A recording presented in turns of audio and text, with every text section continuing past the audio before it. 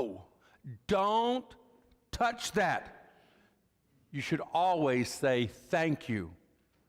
Do any of those phrases sound familiar to you? Maybe you heard them as a child growing up, or maybe, just maybe, you've been using them on the children in your home. I remember one that we used with Chad. I think we got it from some TV program we used to watch when he was little. It was there was a song actually, I think. It was take the hand of someone you love before you cross the street. So that was a sort of a rule at our house. You didn't cross the street unless you were holding on to somebody's hand. And the someone you love part meant it wasn't just anybody you could be crossing the street with either. That's good for teenagers and young adults too, to remember that one.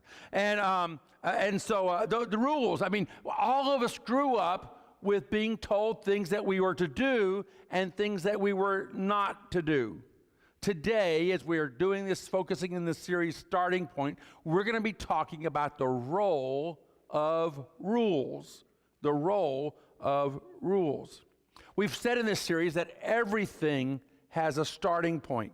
Faith as well has a starting point. And that really is the focus of this series. And many of us as children developed a framework of faith. Things that we believed about who God was and how God worked and whether God loved us or not. And yet, for so many, as we progress from childhood to those adolescent years and then into adulthood, something along the way happened, and our faith, that framework of faith, somehow was damaged and wounded, and for some, it didn't survive into adulthood. And so for many adults, and for sometimes even for those of us who have been part of the church for a long time, we just need a major point of restarting, a point of renewal. And so in this series, we're focusing on this idea of having a starting point. Having a starting point. We've said in this series so far that the starting point for the Christian faith is a question. And here's the question. Who is Jesus? It's that struggle. If we're going to be a follower of Jesus, we have to know. If we're going to be a Christian, we have to sort of figure out who really is Jesus. And what does that mean for me? How does that impact my life and how I live my life? We also learned in the very second week of the series that Jesus then gives us what mistakers will never get. And we said that was forgiveness. And we talked about that word that we struggle with so much, that word sinner, and how we would much rather say that we are people who make mistakes, not that we're people who sin. And yet the reality is if we just make mistakes, well, then we just have to fix the mistakes. But what needs fixed in us is much deeper than just a little adjustment of behavior. It's something that goes deep all the way to the heart. And until we're ready to actually admit that we are sinners, we really can't receive the gift that God wants to give us, and that gift of a new life that comes when we understand and experience what it means to truly be forgiven. Last week, we looked at Abraham. And we found out that we used the life of Abraham to see how God initiates relationship with people. And we found that God was the initiator with Abraham. And what God asked of Abraham was that Abraham would just trust him. And so the starting point for this relationship with God then is to just come to this place, to come to this point of trust. Do you trust me? And so that leads us now to this area that we often struggle so much with, and this whole place of where do rules fit in, and what do rules mean for me, and how do I connect with God in light of all the rules it seems like that He has. And so we need to recognize and understand that for most people in our world, that rules are actually the centerpiece in religious life. That really no matter what religion you're part of, what faith practice you have in your life, that rules are always a part of it. How we live our life, the choices that we make, the way we shape and direct our life is all guided by the rules of the particular religion that we are part of. And within these faith practices, there's this understanding that obedience to those rules then determine whether we're good or not, whether we have that tag sort of on us about whether we are good. So obedience determines whether you are good or not. And so, and it doesn't matter if you're a Muslim or if you're a Christian, if you're a Sikh or a Catholic, a Presbyterian, a Baptist, and yes, even a Free Methodist. We have this sense of that our whether we're good, whether we're, maybe this is even a better word, whether we're accepted or not, depends on how well we follow the rules. Islam has its 5 pillars. Judaism has the 10 Commandments, which we as Christians also accept. And then we even have the teaching of Jesus, like the Sermon on the Mount, and there we find, the Beatitudes and all the different things that Jesus says of how we should live our lives there in Matthew 5, 6, and 7, at least is one place that we find the Sermon on the Mount. And we understand that for many of us that when we don't do the rules, if we don't follow the rules, that we can get kicked out of the faith community when we don't follow the rules the way we should.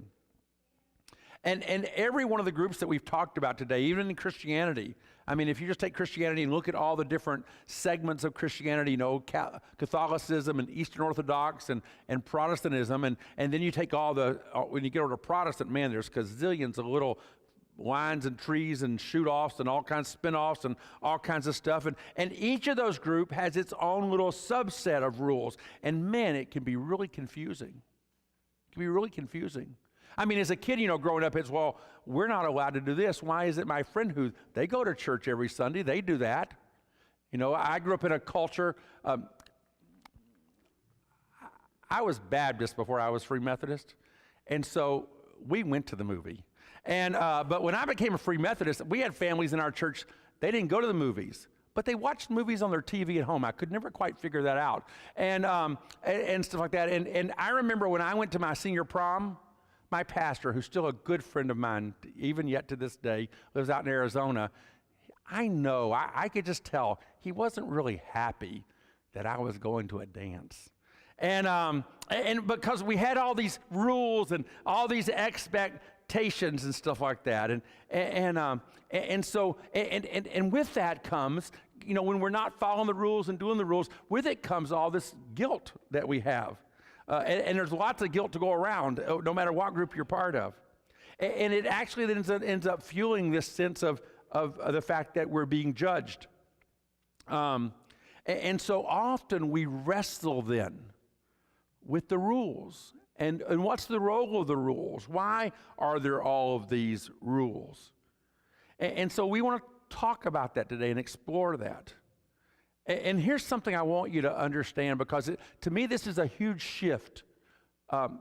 Rules always assume a relationship. Rules always assume some kind of relationship.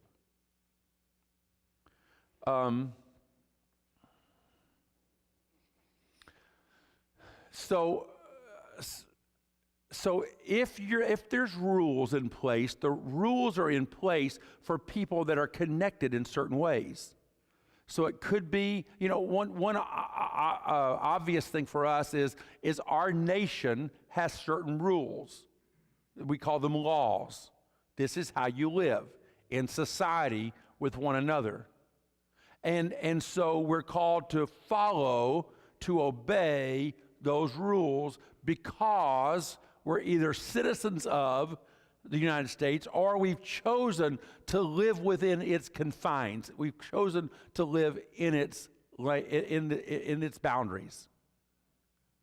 Our rules, some other country might have very different rules than we do, and if you live there, you have a different set of rules to follow. In fact, sometimes I see it on Facebook, if you don't like the rules, just go somewhere else where you like the rules, okay?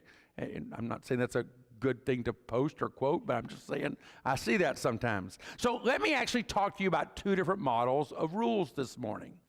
The first model, and this isn't the only these aren't the only models, and these aren't all inclusive at all, but it just sort of gives us two frameworks to look at this morning. The first model is what we're going to call the family model. The family model of rules. In the family model, typically, relationship precedes the rules.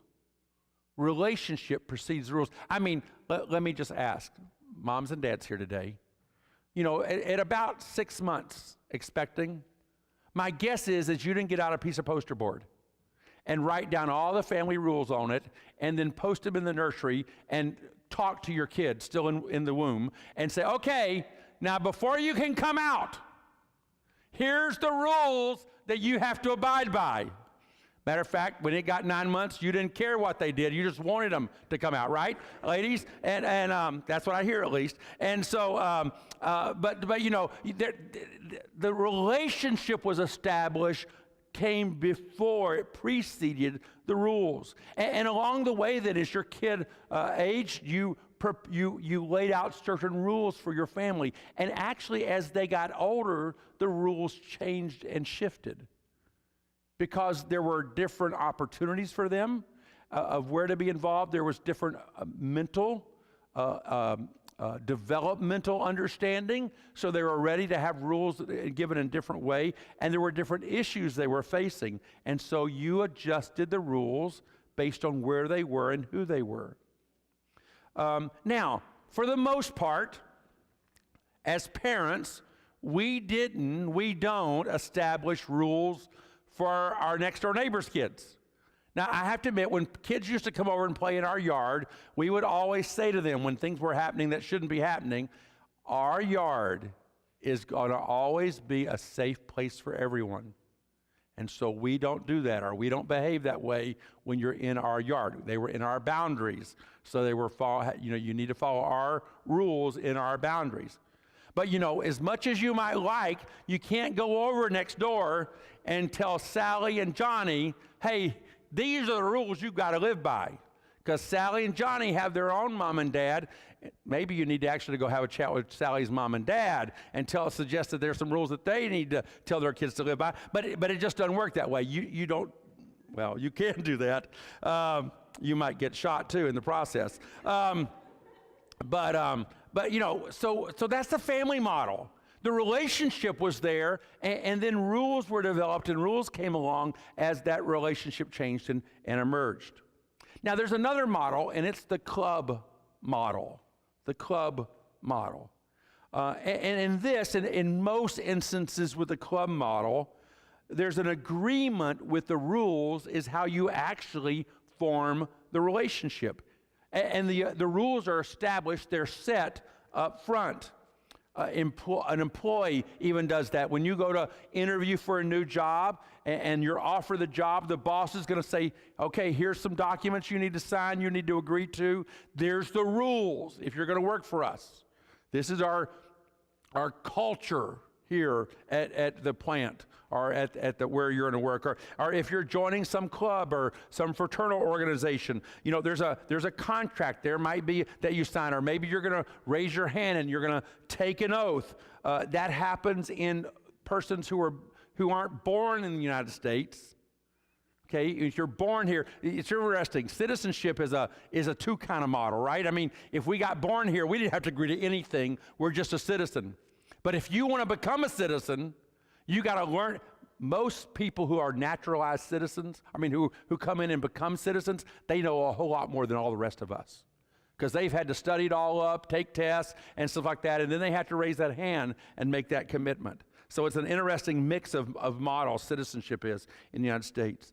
And so the relationship is contingent upon you agreeing with the rules.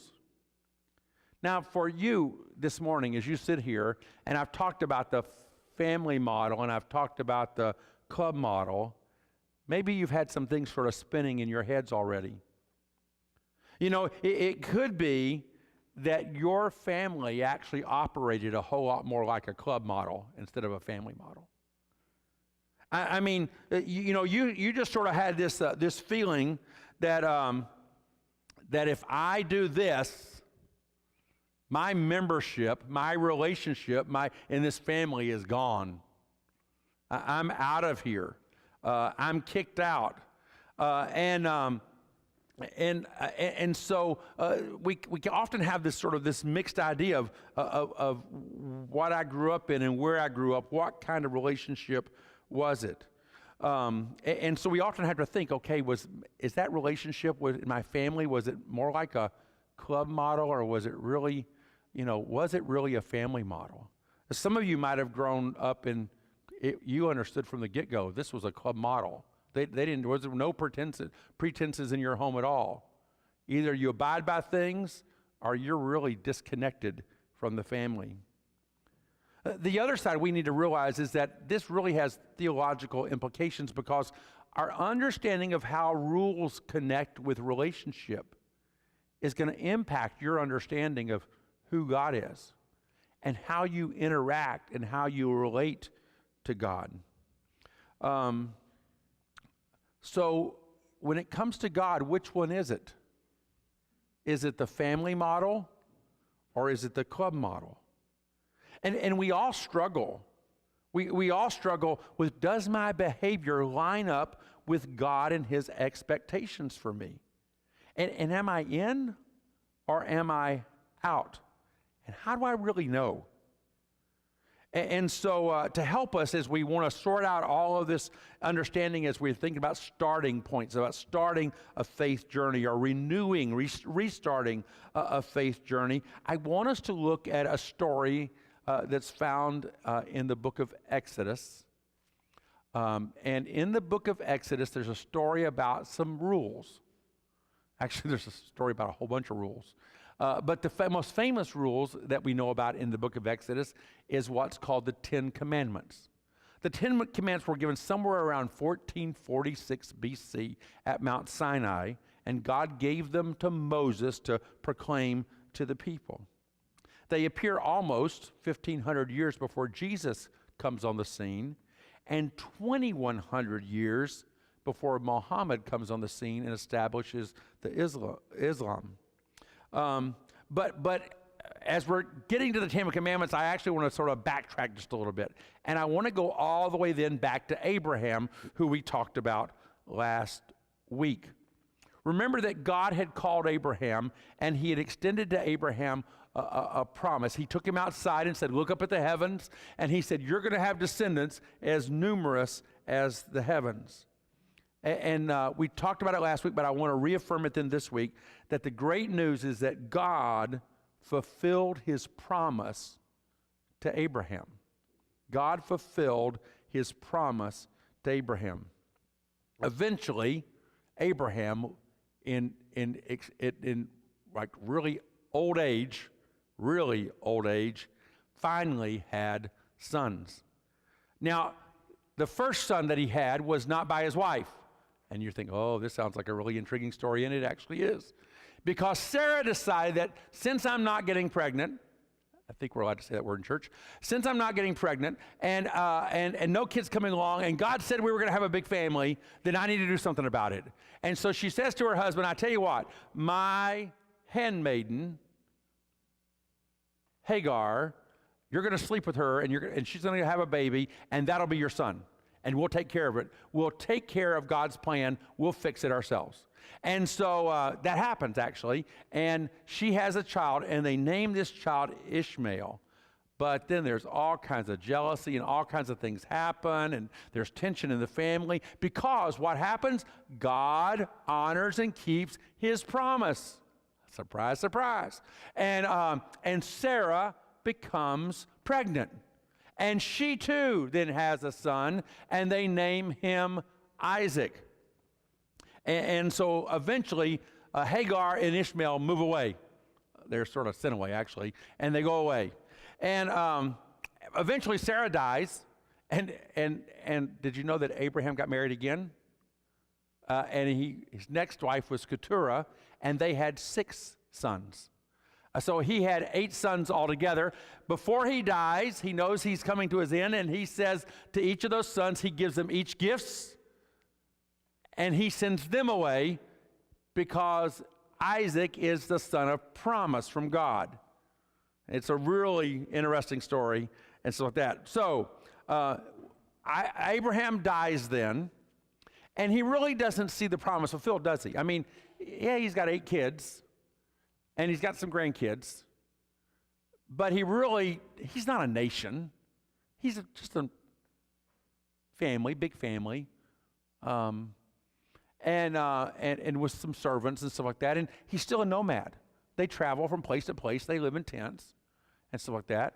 So he's not a nation at all. Well, Isaac is going to end up having a son, and Isaac's son, in the descendants, there's going to be Jacob, and God's going to change Jacob's name to the name of Israel. And then Israel, he's going to actually end up having 12 sons. We won't even go into that. Okay, 12 sons. Okay, and eventually the descendants of Jacob will end up living in Egypt and be put into slavery. And after 400 years, they'll finally actually be so huge, they'll actually be a nation of people. And they take their name from the name that God gave Jacob. They take the name Israel, and they're the Israelites. And in their slavery, God sends a man by the name of Moses to deliver them. And he releases them from Egypt. He sets them free from Egypt. And all of that story then is recorded in the book of Exodus. And this is where we find the law, including the 10 Commandments, which were given actually 3 months after the people had left Egypt. So the descendants of Abraham gather at the foot of Mount Sinai in the desert. And Moses goes up the mountain, and God gives him the law for the people. And what we discover as God does that is that God begins then by announcing his relationship with the nation, not simply his requirements. God begins by announcing his relationship with the nation, not simply his requirements. So I want you to notice as we're getting ready for this to happen, look at what God writes in Exodus 20. And if anybody ever asks you, well, where can you find those 10 Commandments in the Bible? 20. Exodus 20. Easy number to memorize. And there it is. So look, then God gave the people all these instructions. And look what he says to them. I am the Lord your God. He establishes a declaration of relationship. I am your God. We're connected. There's a relationship between me and you, and that relationship is that I am your God. God assumes a relationship with the people. And we need to understand this relationship, while we really don't know how the people worshiped in those 400 years. We don't really know what all happened in those years, but God here proclaims, I'm your God. When he's going to give them some rules, he starts out by proclaiming, not, hey folks, here's some rules you better follow. He starts out saying, you need to understand first of all that we have a connection, and I am your God. And then he goes on to tell them, I'm your God who rescued you from the land of Egypt, the place of your slavery. Now, they had only been gone, has said, right, 3 months, right? This is recent history to them. This is all embedded in their memories. God's saying, I did something for you, and you didn't really even ask me. Now, I know it says in the scriptures that God had heard the cries of the people. He had seen what they were going through, and God responds to them. And you know, it seems like if one of us were arranging this thing, what we would have done is we'd have gone to them and we'd said, okay, folks, here's the list of rules. If you'll agree to abide by the rules and sign right here on the dotted line, then I'll deliver you from Egypt. But that isn't what God does. God delivers them from slavery, and then as a declaration of the relationship, he talks about how they're to live together. And he actually sort of takes them here down memory lane. He reminds them that they were a nation of slaves with no hope, no God, no story, no future, no faith, and no land to call their own. That they had been like this for almost 400 years, sapped of life and sapped of hope. And yet you can't help but wonder if there are some people who continue to tell the stories. Stories about their great, just keep on going, grandfather Abraham and Isaac and Jacob. And yes, even Jacob's son Joseph. 400 years. These stories. And yet, my guess is for some of the people, even when they heard the stories, they thought, oh, stuff's just fairy tales. Look at us. Look at where we're at. Look at the mess we're in. There's no God who's going to do something great with us or great for us. But something miraculous happened. God sends them a deliverer, and the deliverer's name is Moses. Moses was one of them. He had been there. He had been rescued when the Pharaoh was trying to kill off male children who were born, and he had been saved and actually raised in Pharaoh's own household. And then he had murdered someone and ran away. But God meets him in the wilderness and calls him back to deliver the people. And Moses comes to speak for their God, the God they had given up on. And Moses confronted Pharaoh. And nature went crazy. There were frogs and wind and hail and flies and locusts and darkness and gnats and death of livestock and boils. And these things happened.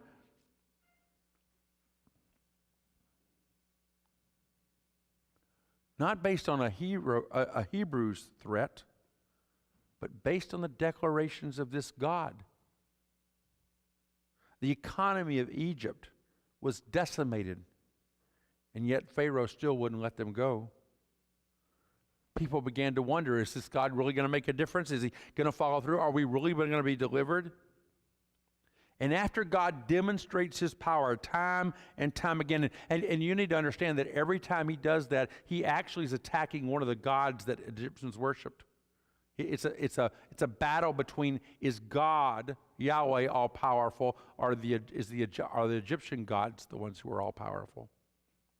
And God wins every time. And after demonstrating his power, God said this really to the nation, just like what he had said to Abraham: trust me. Trust me. Because God told Moses, you need to tell the people there's something I want them to do. I want them to pack up their stuff. They're leaving. Well, what do you mean they're leaving? You've already done all these horrible things to them, and Pharaoh hasn't budged at all. What do you mean? Well, just pack up your stuff. You're leaving. And then I want you to take a lamb, and I want you to kill the lamb, and I want you to roast it, because you're going to have a special meal tonight to commemorate what's going to happen.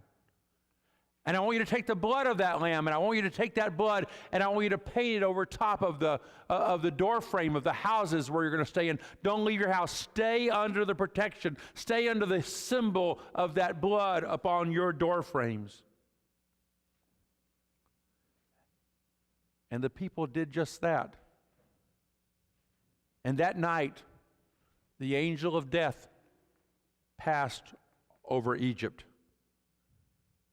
And all of those houses where the blood was on the door frames, the angel passed over those homes. But every home that did not have that blood on the door frame, the eldest child in that home died. And the devastation and the sorrow and the grief in Egypt was great. And so Pharaoh relented and let them go. They were set free. And just as God had told them, and just as God had asked them to just trust Him and to do what He asked them to do, they began this journey. They were free, and they had done nothing at all to deserve it. They had simply trusted Him. And so in that context, they've left Egypt. You know the story. Pharaoh changes his mind. They end up at the Dead Sea, at the Red Sea. God parts the waters. They go through. The Egyptian army now is decimated as well, and they're on the other side. And so 3 months in, there they are at the foot of Mount Sinai. And the very first thing that God says after declaring this relationship is in Exodus verse 20, verse 3, the first rule: you must not have any other God but me.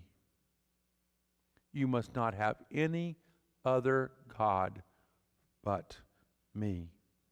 He said to them, you come from a nation where they've worshiped all kinds of other gods. But you're not to have any other God but me.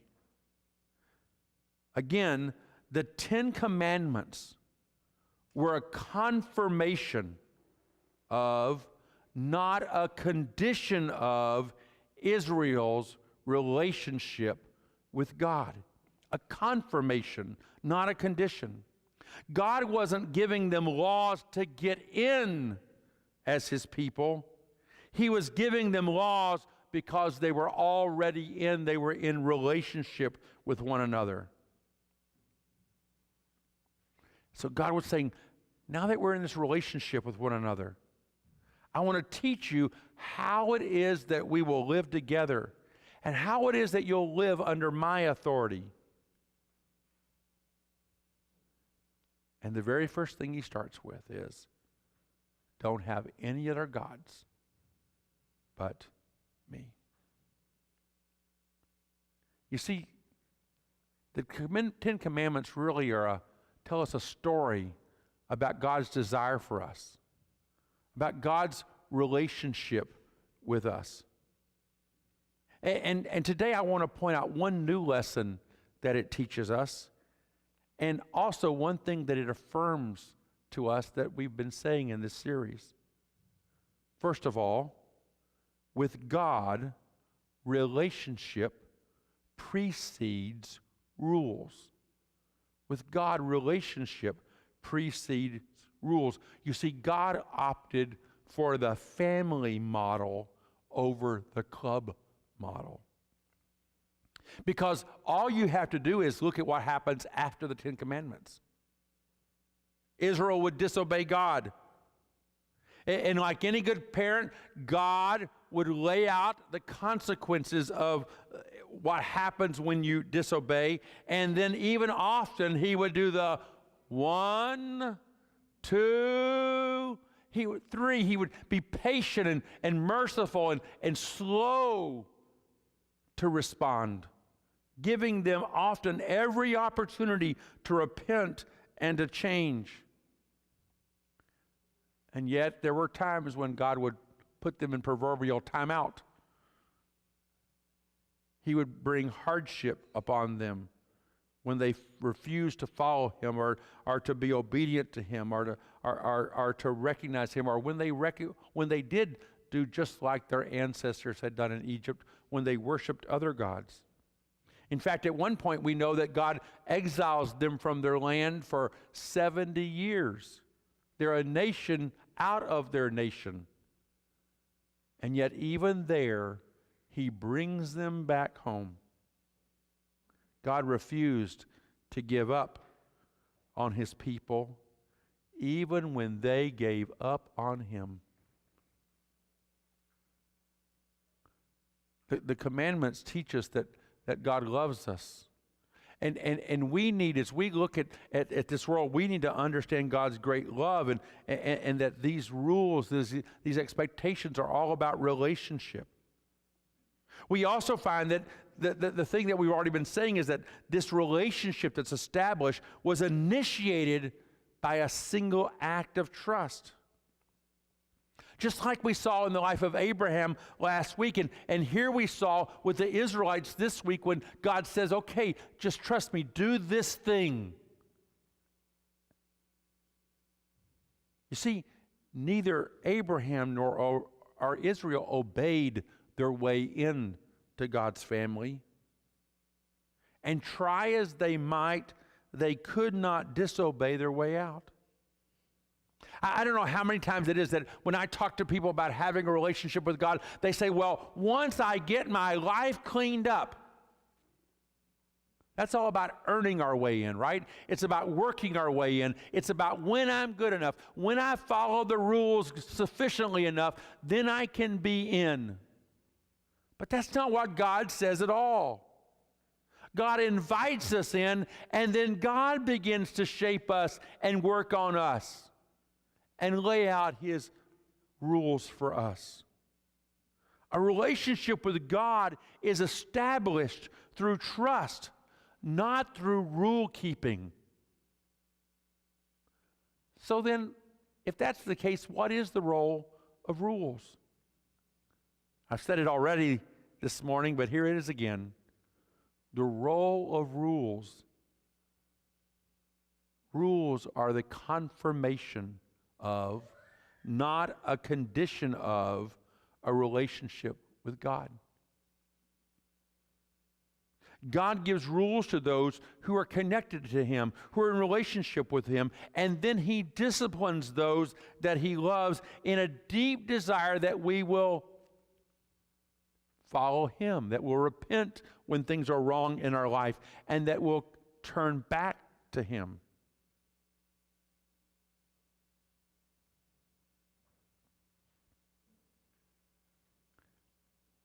Now, you might be saying, well, Pastor Chris, that doesn't sound very Free Methodist this morning.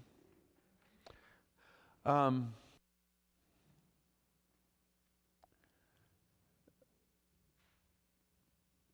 we have to be awfully careful.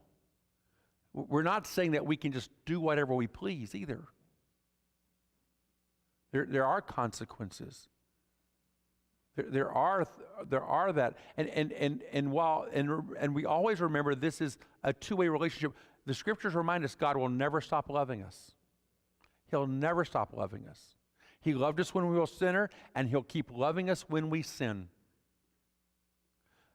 But we, by our actions, can sever a relationship, not from God's side, but from our side. We can rebel against the relationship and walk away, but God continues to love us. And God will continue to speak to us and reach out to us. I've met too many people who've strayed and wandered far, far from God, and yet they will testify to this day of God's unrelenting pursuit of them until they finally yielded and came back home.